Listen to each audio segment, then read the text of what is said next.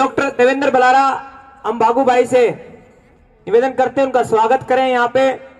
और अभी जो टीम पहुंची है उनका स्वागत है। डॉक्टर देवेंद्र बलारा, जो मुद्दे हैं इस महापंचायत के, आप उनके ऊपर ही बात करें। क्या किसानी के आगे समस्याएं हैं? समस्याएं काफी लोगों ने बताई हैं, समाधान क्या है, गांव को कैसे बचाया जाए, और जो बच्चे अभी 5-6 साल के हैं उनका भविष्य आने वाले समय में क्या होगा या क्या हो सकता है। धन्यवाद महेंद्र जी। किसान मजदूर एकता जिंदाबाद। यहां मौजूद किसानी मेरे बड़े बुजुर्गों, मेरे चाचा ताऊ, मेरी माताओं, सबको मेरा हाथ जोड़कर प्रणाम है। देखिए, किसान आंदोलन की सफलता के बाद जब हम घर पहुंचे और हम लोगों ने क्या खोया और क्या पाया, और आने वाले वक्त में हम लोगों को किस तरह की रणनीति बनानी पड़ेगी, इस पे आज की चर्चा रखी गई है। और मैं समझता हूं कि अगर भविष्य में हमको कुछ लड़ाई लड़नी है तो उससे पहले हमें यह मालूम होना चाहिए कि आने वाले वक्त के खतरे क्या हैं। हमारे बड़े बुजुर्ग ये कहा करते हैं कि अगर बारिश का इंतजाम करना हो, पहले कच्ची छतें होती थी, छत के ऊपर मिट्टी डाला करते थे हम बारिश से पहले, तो ये कहा करते थे कि बारिश का अगर इंतजाम करना हो, इसके लिए कुछ करना हो तो वो बारिश के आने से पहले करना होता है, बारिश आने के बाद कुछ नहीं करना होता। आपको लड़ाई लड़ने में आपको लड़ाई जीतने में 1 साल लगा, आपको मतलब हमको। इस 1 साल क्यों लगा? क्योंकि पिछले 6 साल हमने बर्बाद कर दिए। आने वाला वक्त अगर बर्बाद करेंगे तो आपको आने वाली लड़ाई कितनी लंबी लड़नी पड़ेगी इसका अंदाजा भी नहीं है। क्योंकि अभी तक इस वक्त और इससे पहले कौन से कानून बन चुके हैं और कौन से कानून बनने वाले हैं, उनकी कानों कान भी खबर नहीं है अपने को। अभी सुमित्रा जी ने बोला कि पता नहीं है ऐसा क्यों कर रहे हैं। इसका मोटा मोटा जवाब आपको पता होना चाहिए कि ये क्यों कर रहे हैं। वो इसलिए कर रहे हैं क्योंकि हम जो करते हैं वो क्यों करते हैं।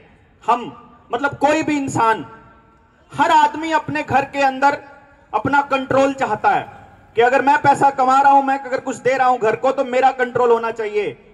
यहां पर ये चाहते हैं कि मेरा कंट्रोल होना चाहिए। उधर वर्ल्ड बैंक में जो बैठे हैं उनको वो चाहते हैं कि हमारा कंट्रोल होना चाहिए, जो हमको पैसे देते हैं, जो कर्जा देते हैं। तो यहां जो ताकतें, जो मल्टीनेशनल कंपनीज जिनकी बात हो रही है, कॉरपोरेशंस की, बड़े कॉरपोरेशंस की, वो चाहती है कंट्रोल। कौन सा कंट्रोल? Total control. आपकी जमीनों पर भी, आपकी जमीनों के अंदर संसाधन है उन पर भी, आपके पानी पर भी, आपके उसके अंदर जो खनिज है, मेटल है, धातु है, आपके दिमाग पर भी, ह्यूमन रिसोर्सेज पे भी कंट्रोल चाहते हैं वो। इसीलिए पिछले 6-7 सालों से सिर्फ एक ही चीज के ऊपर काम कर रहा है ये सरकार आने के बाद। साइकोलॉजिकली हर आदमी को यह साबित करने पे लगे हुए हैं कि आप कमजोर हो, आप अकेले हो, आप नालायक हो, आप चोर हो, आप ही कारण हो इस देश की बर्बादी का। ये लगातार आपके दिमाग में घुसाया जा रहा है। जब हम रोजगार की बात करते हैं अपने बच्चों की, तो आपको यह कहा जाता है कि इतनी पॉपुलेशन है, हम किस किस को रोजगार दें। और हम खड़े होकर के लोगों को यह बताते होते हैं कि जिस देश के पास 135 करोड़ लोग हों, इसका मतलब 135 करोड़ दिमाग और 270 करोड़ हाथ हैं। अगर किसी बेवकूफ आदमी को उनका इस्तेमाल करना नहीं आता तो उस आदमी को गद्दी पे बैठने का कोई हक नहीं। आपको यह बताया जाता है कि आप चोर हो। आपकी हर चीज के ऊपर निगरानी रखी गई है। आधार कार्ड जिस दिन आया था, मेरे को बैंक वालों ने बोला कि अपना आधार कार्ड जमा कराओ, नहीं तो बैंक आपका खाता सील हो जाएगा। मैंने कहा आधार कार्ड को जोड़ना कंपलसरी नहीं है भाई, सुप्रीम कोर्ट का आदेश है। बोला जी हमें नहीं पता, हमारे को वो तो ऊपर से डंडा आया है। मैंने कहा ठीक है, फिर अपना बैंक अकाउंट अपने पास रख, अपन आधार कार्ड नहीं बनवाते, अपन ने बनवाया नहीं। लेकिन हर चीज को आधार कार्ड के साथ जोड़ करके हमने हर चीज छोड़ दी।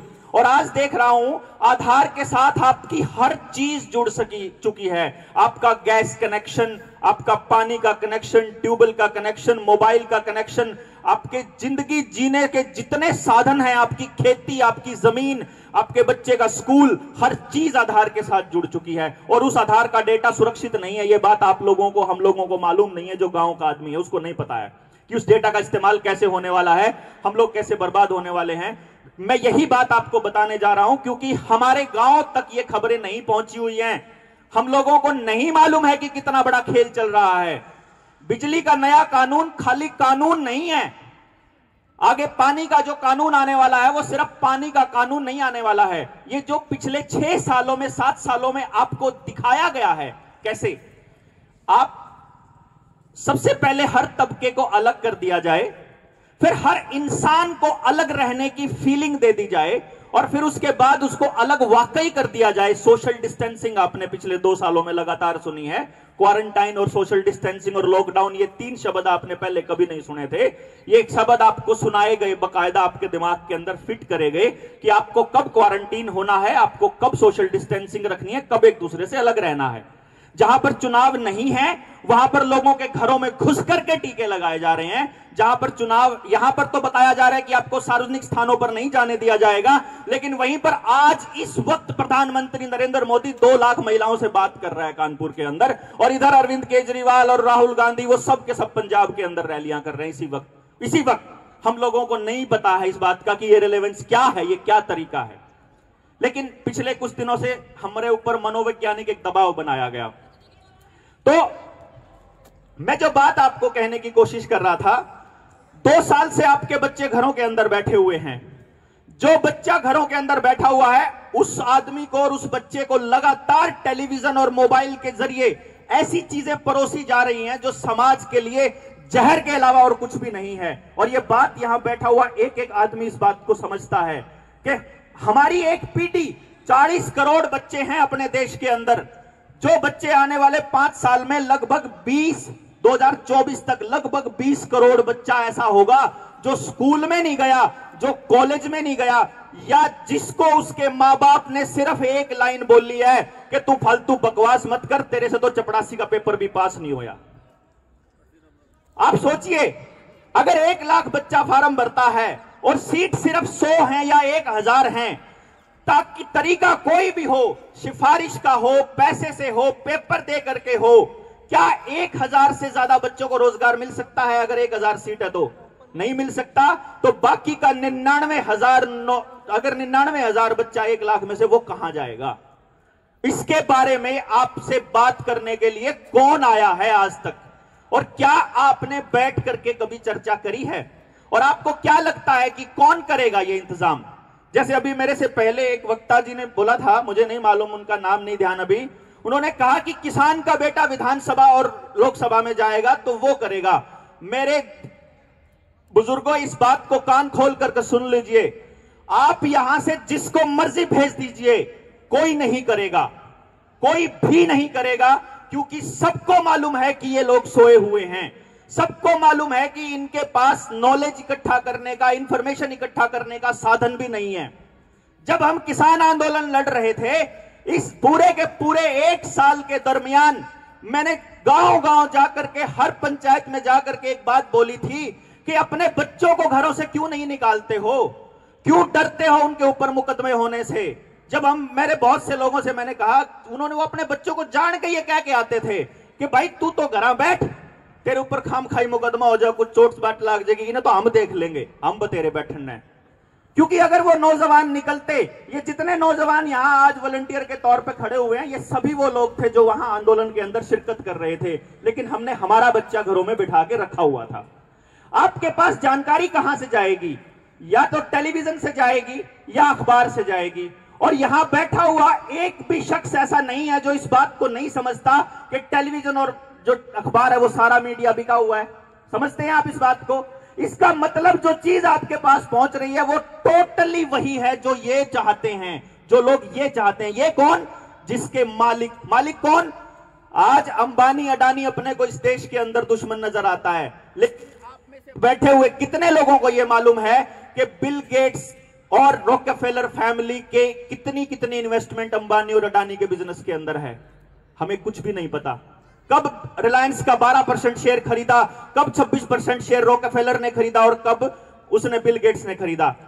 3 नाम बता रहा हूं आपको, रॉकफेलर, रॉथस्चाइल्ड और बिल गेट्स।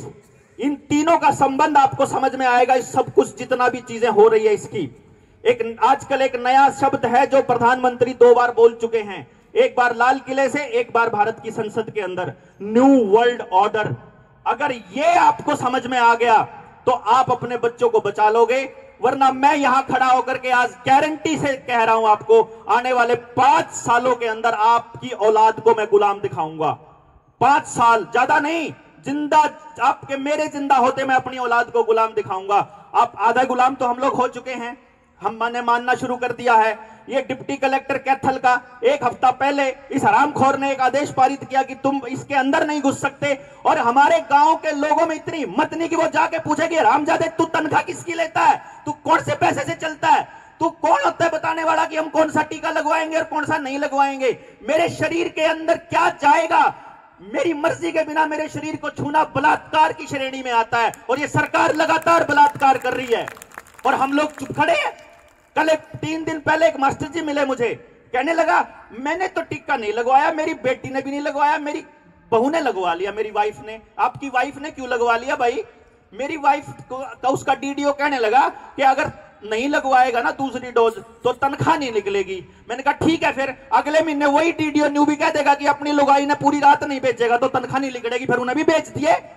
क्योंकि ये रेप है, टोटली शारीरिक बलात्कार चल रहा है हमारे साथ में, और हम लोग चुप बैठे हुए हैं और ये हरामजादे बैठे वहां पे हमारे पैसे से तनख्वाह लेते हैं और हमारे पैसे चलते हैं और हमको बताते हैं कि हमें क्या करना है। जिस दिन किसान आंदोलन के बारे में जब ये डिस्कशन हुआ कि किसानों के बिल वापस ले रही है, मैंने एक वीडियो बना के सारे चैनलों पे भेजी और मैंने ये कहा कि किसानों के घर पहुंचते ही आपके घर घर डंडे आने शुरू होंगे कि आपको टीके लगेंगे।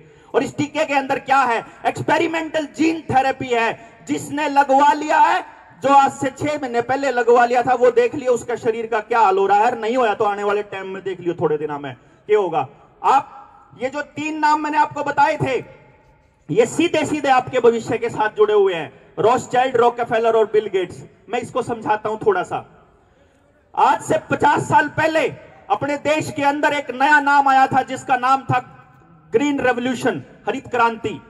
हरित क्रांति के नाम पर हमारे को पेट्रोकेमिकल्स, जो पेट्रोकेमिकल का बचा हुआ सड़ा हुआ केमिकल्स थे, उनके पेस्टिसाइड हम लोगों को जमीन में डालने के लिए दिए गए थे और जेनेटिकली मॉडिफाइड बीज दिए गए थे हम लोगों को कि ये नए बीज हैं, इनकी पैदावार ज्यादा होती है और ये पेस्टिसाइड हैं और ये खार दवाई हैं, ये अगर आप अपने खेत में डालोगे तो ज्यादा पैसे आएंगे।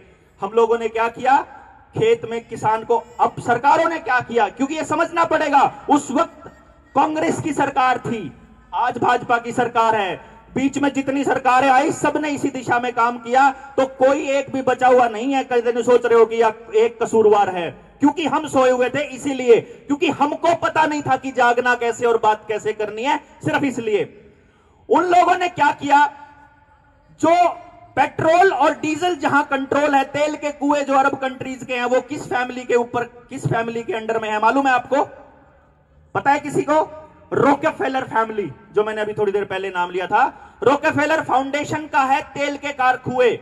उस तेल के शोधन के बाद जो केमिकल बचता है उससे बनाते हैं वो पेस्टिसाइड और खार दवाई, वो देते हैं अपने को पैसों में, आप पैसा देते हैं। उस पेस्टिसाइड को खेत में डालने के बाद जो अनाज पैदा होता है उससे होता है high blood pressure, cancer, sugar और जो जानलेवा बीमारियां होती हैं। आपके यहां 80 से पहले किसी को यह बीमारी देखी हो तो देख लो आप, जितनी बीमारियां आनी 80-90 के दशक के बाद आनी शुरू हुई, क्योंकि उनका असर 5-5 साल में, 10-10 साल में होना शुरू होता है। पहले थोड़ी-थोड़ी दी, फिर थोड़ी-थोड़ी दी, अब तो अपनी मर्जी से किसान अपनी मर्जी से घेर ले है।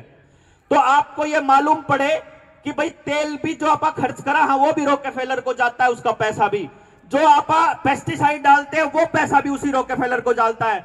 उसके बाद ये नाम सुने होंगे आपने, सिप्ला, मैनकाइंड, रैनबैक्सी, जो बिग फार्मा है पूरी दुनिया का, उसका मालिक कौन है पता है आपको? वही रॉकफेलर। यानी कि जो दवाई जो अपने को पेस्टिसाइड देकर जो बीमारी हमले को दी, उस बीमारी से बचने के लिए जो आप दवाई खाते हैं, उसका मालिक भी वही आदमी अपने को कैंसर दे रहा है, वही आदमी कैंसर के अस्पताल खोल रहा है। इस खेल को समझना बहुत ज्यादा जरूरी है। उसी रॉकेफेलर फाउंडेशन ने हरित क्रांति के नाम पे हम लोगों को जहर बेचना शुरू किया, किसान को पैसे के साथ जोड़ना शुरू किया, और पैसे को सुविधाओं के साथ जोड़ना शुरू किया, और सुविधाओं को सुख मान बैठे, और किसान ने अपनी औलाद को घरों से खदेड़ना शुरू कर दिया कि तू तो यार बाहर लिकड़, इन डड़ा में कुछ नहीं धरा, माटी में माटी हम हो लेंगे। अपाय क्या अगर अपने बालका ने, जब अपने बच्चे को हमने कभी अपने डंगरों के नजदीक नहीं जाने दिया, जब अपने बच्चे को कभी खेत में नहीं जाने दिया, तो वो बच्चा आज अपनी जमीन को बचाने की लड़ाई क्यों लड़ेगा भला? जब आपने ही तो उसको उस जमीन से दूर किया था, जब आपने ही तो उसको इस रास्ते लगाया था कि हम तो गलत काम करते हैं, तू बढ़िया काम कर, तू बाबूजी बन। और वो बाबूजी बन के एक बार चला गया तो उल्टा गांव में नहीं आया मेरे की तरिया, एक बार शहर में गया तो गया, घरा चाहे करके कुछ हो, जमीन का कुछ होना रहो। उधर से जमीन के ऊपर आपको किसान क्रेडिट कार्ड दे करके आपको कर्जदार बना दिया गया, आपको इतना कर्जदार बना दिया गया। अब देखिए, किसान को अपने पैसे से धंधा करना नहीं आता है, किसान बिजनेसमैन नहीं है। वो किसान क्रेडिट कार्ड आपको सस्ते ब्याज रेट में दे देता है, उस ब्याज दर के हिसाब से किसान क्या करता है कि चल भाई छोरी का ब्याह कर दिया, बालका तक कुछ और खरीद दिया, या फिर मकान पे पैसे ला दिए, और फिर उसके बाद कर्जदार होने के बाद इधर से तो कर्जदार बना दिया, इधर से उसकी खेती की जो पैदावार है उसके ऊपर उसकी कीमत नहीं देनी, तो धीरे धीरे धीरे धीरे उसका कर्जा बढ़ता ही जाएगा। आज अगर आपके घर में खेती के साथ कोई दूसरी कमाई नहीं है, तो मैं यकीन से कह सकता हूं कि हर किसान कर्जदार है। ना हो तो बता दो। अगर दूसरा कोई बालक है, वो जो उसके साथ में उसका कोई बच्चा नौकरी पेशा है, तो थोड़ा बहुत वो आमदनी बचा लेता है। अब जब आपकी आमदनी खत्म कर दी गई, आपको कर्जदार बना दिया गया, तो अब आपकी जमीन कितनी दूर रह जाएगी जब उनके हाथ में नहीं आएगी। आप अपने हाथों से एक टाइम ऐसा आएगा जब आप अपने आप बोलोगे कि भैया ज्वाइन तो एक्वायर हो जाए तो बढ़िया है। बिल गेट्स, जिसका मैं नाम ले रहा था, अमेरिका का नहीं, दुनिया का सबसे बड़ा किसान है, सबसे बड़ा किसान। 3.25 लाख एकड़ जमीन एकले आदमी के पास है, 3.25 लाख एकड़। वो न्यू क्या करे, एक अर्थशास्त्री था। अर्थशास्त्री कौन था? मैं रोहतक बैठा था अपने एक दोस्त के पास, उसका बेटा इकोनॉमिक्स में पीएचडी करता है। मेरे को यह बात कर रहा है कि डॉक्टर साहब खेती तो आगे कमे होनी है। मैंने कहा कैसे भाई? बोला अमेरिका में भी बस 7% थी, बोला 5% रहेगी, फिर 2% रहेगी। मैं कहा बोले भाई तेरा बात समझ में कौन आई, थारते शब्दा में उलझा दे हैं। खेती कम नहीं हुई है, खेती करने वाले कम हुए हैं भाई। अगर मान लो तीन किसाना के पास 1-1 एकड़ जमीन थी, और उन्हें देख लिया कि मैं कर्जे में आ गए, और एक बड़ा जमींदार आकर उन तीनों की जमीन ले ले, तो 3 आदमी तो खेती तो बाहर हो गए, जमीन तो न्यू की न्यू है खेती वाली। खेती कम नहीं हुई, खेती करने वाले कम हुए। जो नरेंद्र मोदी ने क्या करता, 2022 तक किसानों की आय दुगनी कर देंगे। वो दुगनी का मतलब यह था कि किसान आते कर देंगे, आप आमदनी ऑटोमेटिक उतनी रहेगी उस जमीन के ऊपर, तो आमदनी दुगनी होगी। वो किसाना ने खत्म करने की बात कवे था, बेसिकली वो हमारे समझ में नहीं आई। क्यों कवे था?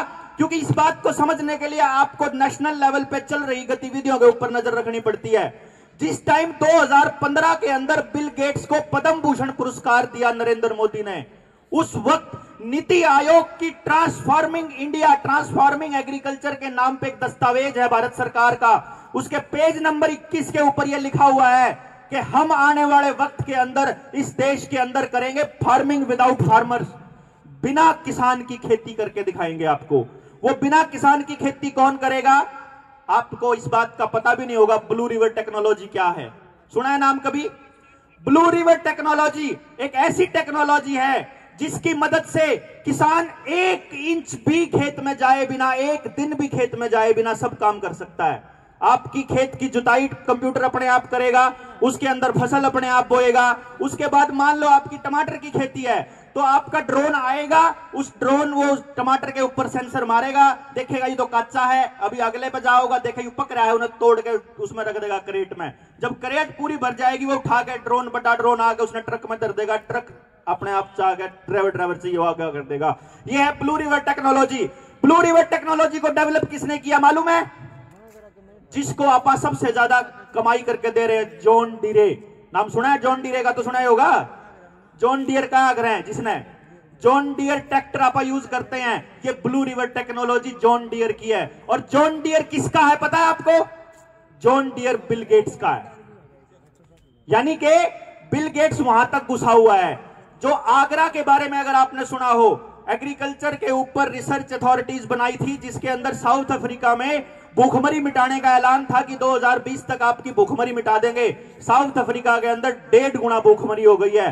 पूरी दुनिया के अंदर भूखमरी का यह आलम है कि भारत के पास 240 लाख मीट्रिक टन अनाज हुआ करता था अपने देश की भूखमरी से लड़ने के लिए, कि अगर 2 साल भी अनाज नहीं होया तो कोई दिक्कत नहीं है। आज भारत के पास सिर्फ 100 लाख मीट्रिक टन बचा हुआ है। यानी आने वाले 1 साल के अंदर वो भी खत्म हो जाएगा, गल जाएगा या सड़ जाएगा। एफसीआई आपकी खरीदारी करनी बंद कर देगी। जब आपकी रोटी भी इनके हाथ में हो गई, जब आपका पैसा भी इनके हाथ में हो गया, आज आप देख लो आपका पैसा कहां जा रहा है। चाहे आप ऑनलाइन ट्रेडिंग करते हो, चाहे आप कोई खरीदारी करते हो, तो बड़ी कंपनी का सामान जाता है। छोटे दुकानदार बिल्कुल खत्म होते जा रहे हैं धीरे धीरे। या तो बड़ी कंपनी के पास जा रहा है, या आपका पैसा बैंक में जा रहा है, या कर्जे की किस्तें पाड़ने में जा रहा है। यानी कि ये पैसा धीरे धीरे जब वहां ड्रेन हो जाएगा और आपका पाप जब यहां से खाली हो जाओगे, आपका कर्जा नहीं पाटेगा, तो आप उसके बाद आपकी जमीन को हथियाना कितना मुश्किल है। मेरे को तो नहीं लगता कि बहुत ज्यादा मुश्किल है। आप अपने हाथों से दोगे। उसके बाद बच की प्रॉब्लम आपके बच्चों की। आपके बच्चों को मानसिक तौर पे गुलाम उन्होंने पहले ही बना लिया है। आज आपका बच्चा मोबाइल का गुलाम हो रखा है। मोबाइल के ऊपर क्या चलाता है आपको भी नहीं पता, लेकिन उनको पता है। आप गलती से अपने दोस्तों के बीच ये बात बोल दो कि मैंने भाई जूता लेना है, और आप अगले दिन देखोगे आपके फेसबुक पे जूता आना स्टार्ट हो जाएगा, दिखना स्टार्ट हो जाएगा, खरीद लो ये जूता रहा सस्ता, बाहर तक खरीदोगे महंगा। यानी आप क्या बोलते हो, कहां जाते हो, मोबाइल में क्या देखते हो, एक एक चीज के ऊपर क्लिक है। आपका बच्चा कितनी उम्र का है, वो अपने मोबाइल में क्या देख रहा है, उसको क्या भेजना है। अब देखिए अपने फेसबुक के ऊपर, यूट्यूब के ऊपर जिन वीडियोस के अंदर अश्लील भाषा का इस्तेमाल होगा, जिन वीडियोस के अंदर हिंसा होगी, जिसमें मारकाट होगी, जिसके अंदर गंदगी भरी होगी, उसके व्यूज पाएंगे आपको मिलियंस के अंदर।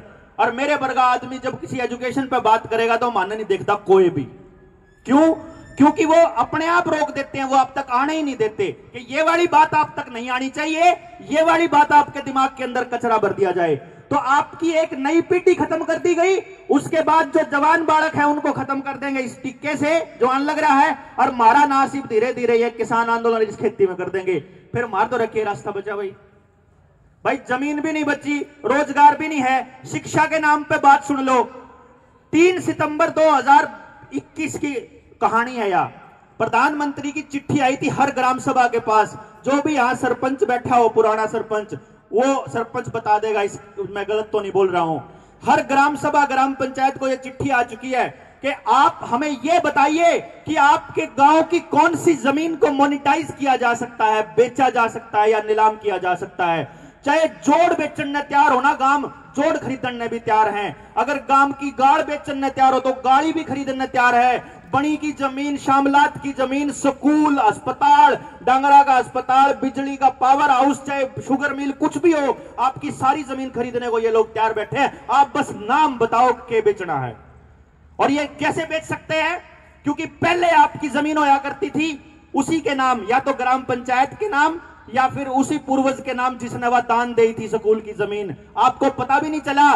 जब लाल डोरा तोड़ा था तो बड़े बढ़िया तरीके से कहा था, बोला तो हम घरा की भी रजिस्ट्री कर सको। घरा की रजिस्ट्री का फायदा क्या होया? सिर्फ एक फायदा होया कि ईब और कर्जदार बना दिए। रोज बैंक वाला का फोन आओगा, ले लेना घर पे भी लोन, ले लेना घर पे भी लोन। जमीन पे तो है ही, सब ने बेरा है, घर पे और ले लियो। फिर कितना हो गए भाई?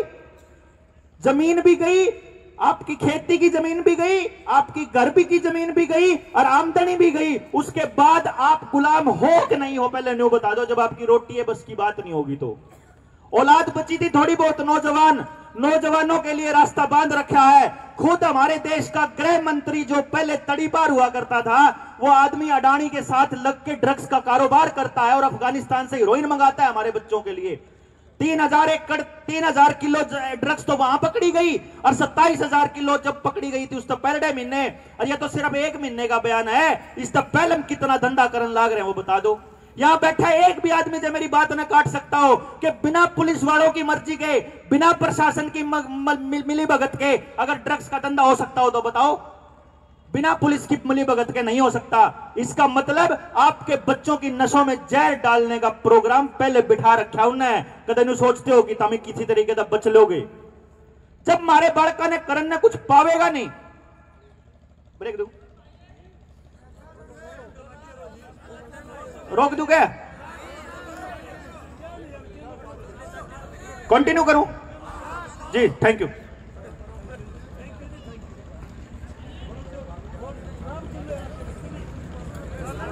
यानी कि आप देखिए, छोटे बच्चों के स्कूल बंद हैं, उनके स्कूल बिक भी चुके हैं, उनके स्कूल बिक भी चुके हैं। अगर आपको नहीं पता हो तो आपके सरकारी स्कूलों की जमीन सरकार अपने नाम कर चुकी है। लाल डोरा तोड़ने का खेल यही था। उसके बाद आपकी जमीन गिरवी रखी हुई है किसान क्रेडिट कार्ड के नाम पर, और इधर से आपको कीमत नहीं दी जाएगी। ईब रहेगा खेल।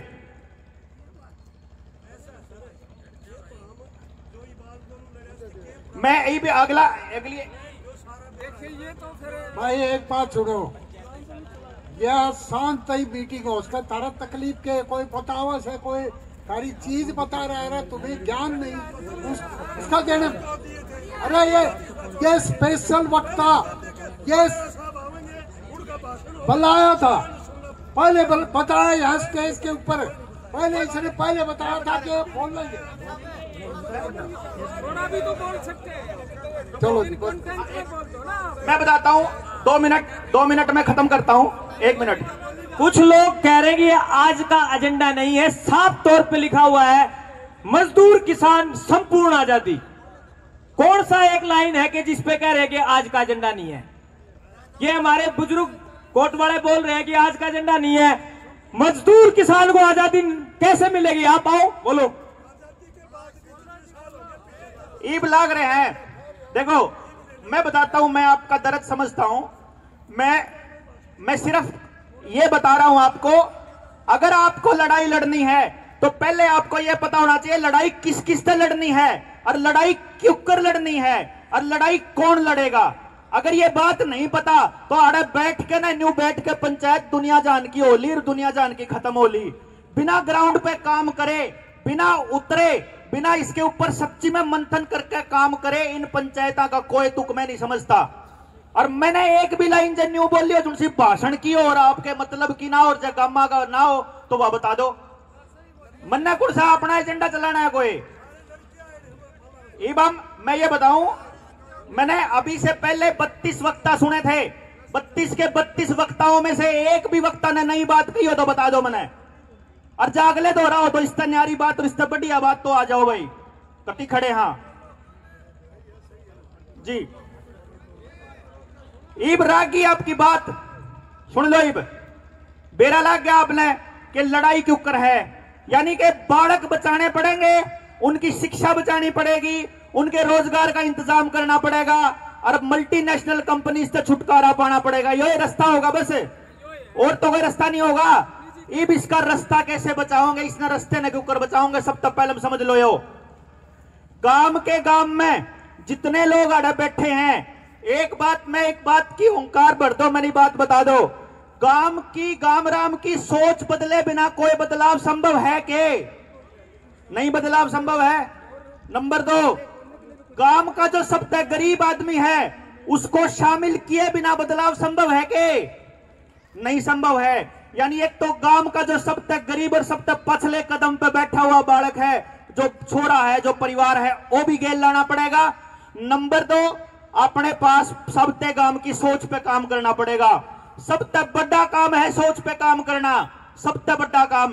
बकाना आड़े तो भाषण देगा, बकाना बहुत आसान काम है। मीठे मीठे लाए लुतरे लाने बहुत आसान काम है, क्योंकि इन्होंने सोच बदलने में 50 साल बाट देखी है आपके गांव बर्बाद करने की। अगर न्यू सोचते हो कि ये जो बदलाव है वापस ठीक करने वाला ये कोई 2 दिन में हो जाएगा या 20 महीने में हो जाएगा, ये संभव नहीं है। न्यू मान के चालियो कि एक पीढ़ी पूरी की पूरी खपानी पड़ेगी, एक पीढ़ी पूरी खपानी पड़ेगी। भगत सिंह ने जब यो कहा था ना कि मैंने बेरा है कि जो बीज आज मैं बोन लाग रहा हूं इसका फल मैं नहीं खाऊंगा, जो आम आज आम खान लाग रहे हैं हमारे दादार ने कदे लाए थे, मैं जो आज आम खावा, हाँ ऐसे बीज बरगद के बीज बोने पड़ेंगे कि आने वाले टाइम में अगली पीढ़ियों को यह पता लगे कि भाई हमने करना क्या है। आज के टाइम पर सबसे बड़ी समस्या हमारे सामने एक है, सबसे बड़ी एक समस्या कि जो अगली पीढ़ी है उसका क्या करना है। बताओ जी, यही समस्या होगी, चाहे बेरोजगारी के नाम पर कह लो, चाहे छोटे बड़का के नाम पर कह लो।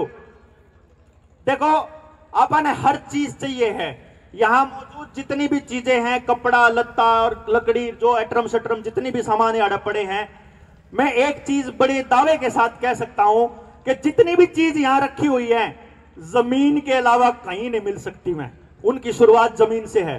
कपड़ा कपास से चालू होता है, आप खाने का अन्न ले लो, माटी ले लो, लोहा ले लो, लकड़ी ले लो और जितने सामान ले लो, ये सारा का सारा किसान के पास पहले से मौजूद है। फर्क सिर्फ इतना है कि उसने अपने आप को पैसे के साथ जोड़ लिया, उसने अपनी जिंदगी को बेहतर करने की दिशा में काम नहीं करा और ये उसकी सबसे बड़ी गलती थी। उसको इस गलती को मानना पड़ेगा और अगले नंबर पर उसके ऊपर काम करना पड़ेगा। दूसरी बात, आपके घर में पैदा हुआ हर बच्चा पर कुदरत ने एक अनमोल हीरा पैदा कर रखा है, लेकिन हमने अपनी शिक्षा व्यवस्था को कैसा बना रखा है कि जो बालक नंबर लेवेगा सिर्फ वो बढ़िया।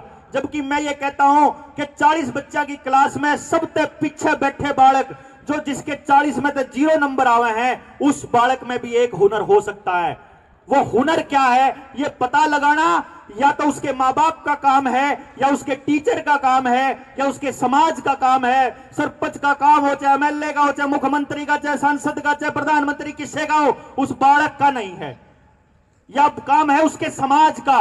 और आपको जान के एक बात की खुशी हो जाएगी कि किस बच्चे में क्या टैलेंट है। वो साइंटिस्ट बनने के लिए पैदा हुआ है, वो मास्टर बनकर खुश रहोगा, वो वकील बनकर खुश रहोगा, वो कारपेंटर बनकर खुश रहोगा, वो इलेक्ट्रीशियन, टेक्नीशियन, या उसके अंदर क्या चीज उसके अंदर सबसे खास है, उसकी टेक्नोलॉजी इंडिया के अंदर इस टाइम पे अवेलेबल है। आप उसको एक बात सोचो, अगर आपके गांव के सारे बड़का का टैलेंट पता लग जावे कि इन बड़का में यो सभी बच्चों का टैलेंट पता लग गया, उसके बाद उनको उस टैलेंट को निखारने की और उसको सही तरह से ट्रेनिंग देने का इंतजाम फिर गांव के अंदर ही हो जाए।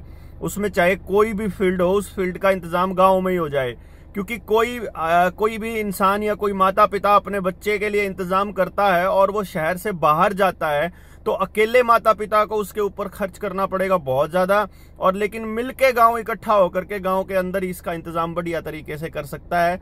और फिर जो उसने टैलेंट सीखा है, उस सीखे हुए टैलेंट को इकोनॉमिकली कैसे इस्तेमाल करना है, यानी उससे पैसा कैसे कमाना है, इस बात की ट्रेनिंग भी उसको इस पूरे दौरान स्कूल टाइम के अंदर ही हो जाए। तो स्कूल से बाहर निकलते ही उस बच्चे को समाज के अंदर क्या अपना रोल अदा करना है, इस बात का पहले से पता होगा। वो अपने पैशन को ही प्रोफेशन बना सकता है। ये हमारा विजन है। काम कर लिए जाए और उससे पैसा कैसे कमाना है ये बात सिखाने का काम गामराम मिलकर करे, तो आप एक एक बालक के रोजगार का इंतजाम गांव और आसपास के 10 किलोमीटर के दायरे में कर सकते हैं। एक भी चीज नहीं बचेगी जिसका अपाने जरूरत ना हो।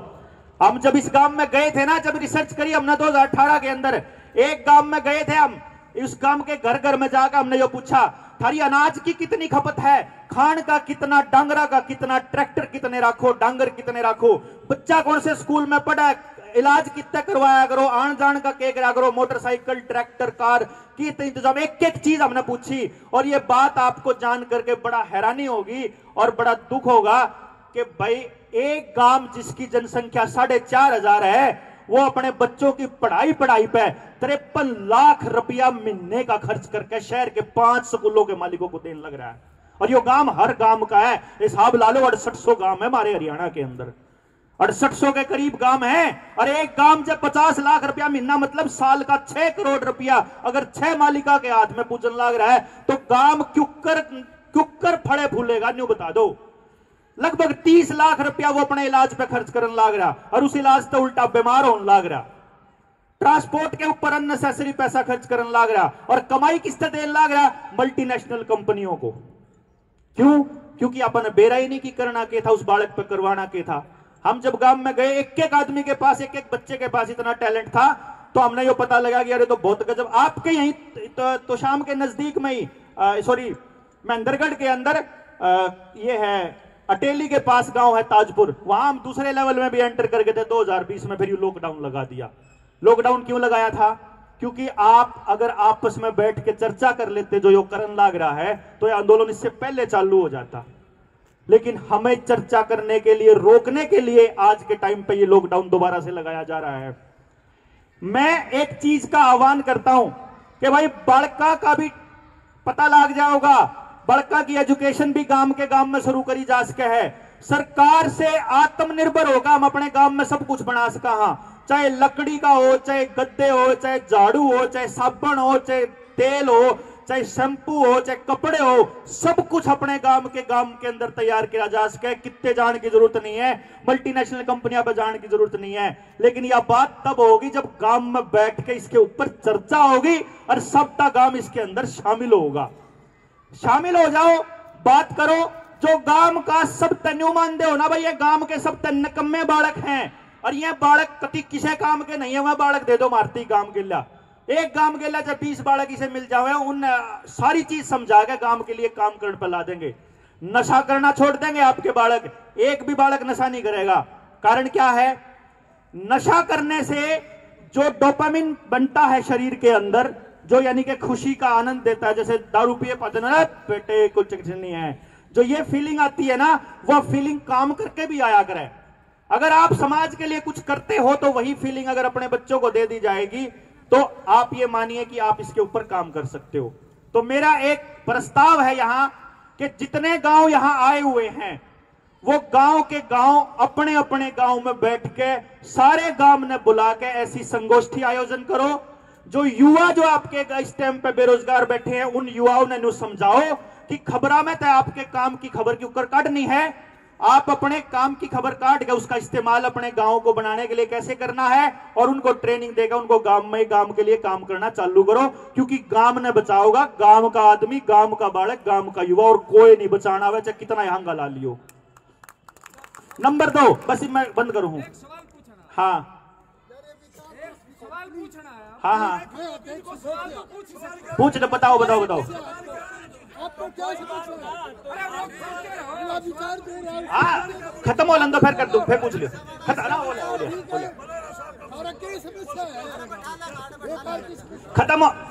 खत्म करना चाह, खत्म हो गया। पहले नंबर पे तो ये हो गया गांव वाले संगोष्ठी का। नंबर 2, जितने भी अगर घर में टेलीविजन अखबार चलाते हो, अपने टेलीविजन और अखबार कति बैन करने पड़ेंगे, कति बंद करने पड़ेंगे, टोटल बहिष्कार। नंबर 3, सरकार की सारी योजनाओं के ऊपर जाम लाना पड़ेगा। सरकार नाम की कोई चीज है, अगर यह बात आपके नु समझ में आ गई, जो गरीबी इनका ढीडारी थी ना, कि एक भी प्रोग्राम नहीं कर पाए थे, ये बदला तारे मारी गला कि हम कोई प्रोग्राम नहीं कर सकते, यही गिट्टी में उठा देंगे। और मेरी बात मान लियो, चाहे आज समझ में आ जाओ, चाहे 6 साल पाछा आ जाए, चाहे 10 साल पाछा है, यो करना पड़ेगा आपको। सरकार का भी संपूर्ण बहिष्कार, आर्थिक भी नुकसान करना पड़ेगा, लोन की किस्तें भी बंद करनी पड़ेंगी, बैंका का भी कति यो जुगर नाश करने की राह पर चल रहा है, आपका कति परमानेंट बैठा होगा, इसने सोच लियो। अपने गांव में अपने बालका की एजुकेशन का इंतजाम खुद करना, सोशल मीडिया, इसका मीडिया का, नेशनल मीडिया का, अखबार टेलीविजन का कंप्लीट बहिष्कार करना पड़ेगा आप लोगों को। और इसके अलावा बहुत सारी चीजें हैं, मैं कितना बोलूंगा, मेरे पे बोलना बहुत मटेरियल, लेकिन अपने गांव में कदे मीटिंग करो तो कदे आपके गांव में आएंगे। और जो टेक्नोलॉजी मेरे पास है, मैं उसका आपको तरीका बता देता हूं। मेरे पास आता है बाहर का आदमी, सिर्फ अमेरिका, इंग्लैंड, ऑस्ट्रेलिया या फिर बड़े शहरों का आदमी, क्योंकि मेरा टेक्नोलॉजी महंगी टेक्नोलॉजी है, अपनी जिंदगी सारी गड़ा रखी है अपन है। मैं एक आदमी की अपॉइंटमेंट का लेता हूं 1.25 लाख रुपया, एक बच्चे का, एक बतान का।